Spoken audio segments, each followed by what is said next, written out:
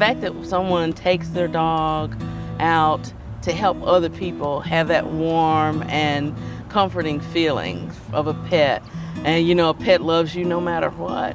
Hand and Paw serves a number of facilities in Jefferson County and Shelby County. We serve approximately 50 facilities right now. We do the Comprehensive Cancer Center, and we do animal-assisted activities, which is really a friendly visit, and then we do animal-assisted therapy, and this is Petscription, that's more goal-oriented. The Positive Living program that helps the youth who are at risk. We then have a great program called Sit, Stay, Read, and children read to the dogs. And it is amazing that these children who are reluctant readers, scared to read, start reading to these dogs, and by the end of the school year, they're actually reading a couple of grade levels ahead. I know that Hand and Paw touches at least over 50,000 people per year.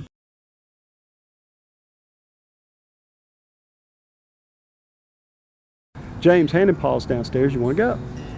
And here he's hooked up with the chemo in his body and the little tree, and he's stepping up out of bed. And I was, slow down, just wait. And got his shoes on, and we walked down there. And there's a Basset Hound that's 200 years old. And all that dog wanted people to do was pet it. That was it. I remember that dog. You remember that dog? He was really big and he started walking me. That's right, and all he wanted you to do was pet him. He didn't do any tricks. He barely could walk around. We walked down there, we're petting him and everything, and there's a little girl that was probably 2 years old, and she was in a foam bath seat, and she was paralyzed from the neck down. And that dog walked over to her and stuck his head under her hand and started moving. The laughter that came out of that little girl's mouth was phenomenal. And I looked at my dad and I said, we walked down here. He's hooked up to chemo, but we walked down there to see these dogs. And the laughter and joy those dogs bring help these kids through things that, frankly, no adult probably could go through. It's the whole concept of animal-assisted therapy. That's one part of what we do. But the other part is that we have 150 people in this community that are volunteering.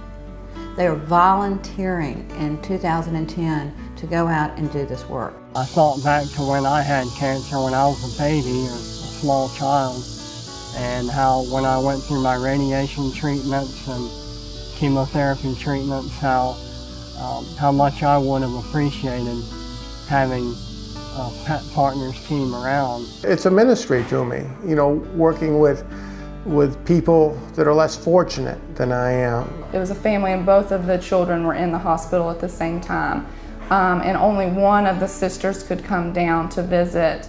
And she had to make sure that I gave her a picture of Lulu so that she could give to her sister. And actually she came down at the top of the hour and she had gone back upstairs to give her a picture. And then she came back down with a camera because she wanted a real picture with herself and the dog so that she could go run back up there and show it to her sister. And the mom's just back and forth. And at the end, the mom just came up and gave me a hug and gave Lula a hug and said, you know, thank you so much. You don't understand, they've had the worst day. They don't want to get out of their room. They don't want to do anything, but you know, you and Lula have brightened their days. And when people understand that and see the interactions of the animals and the people we deal with, they can't help but get involved.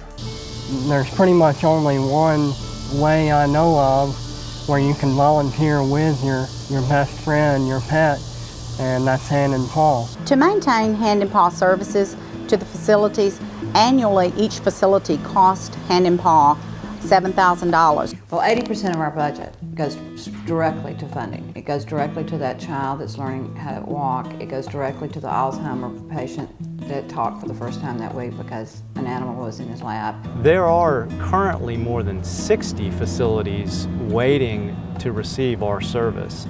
And the only thing that keeps us from reaching out to these additional facilities right now are just the resources. I don't know how you ever really put a value on what we see and what we do. It's life-changing. He was a special needs child and 5 years old, and we were told by the therapist and the teachers that he doesn't talk. His parents have had him through lots of therapy. This boy isn't going to talk. We went around the room and the little boy spoke for the first time in his life. He said, "Doggy."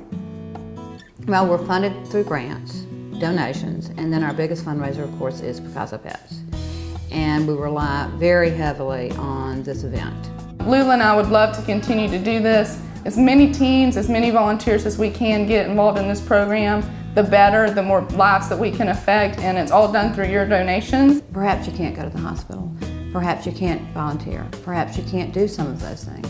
But what you can do tonight is know that where your dollar's going, that any donation you make tonight is serving a child, that a child's life is better, that a person in a nursing home's life is better, that a child struggling to walk is better because of your donation. 80% we talked about, it's going to that child, so you can sit back tonight and although you might not have been there, you can smile and you can know that you made a difference.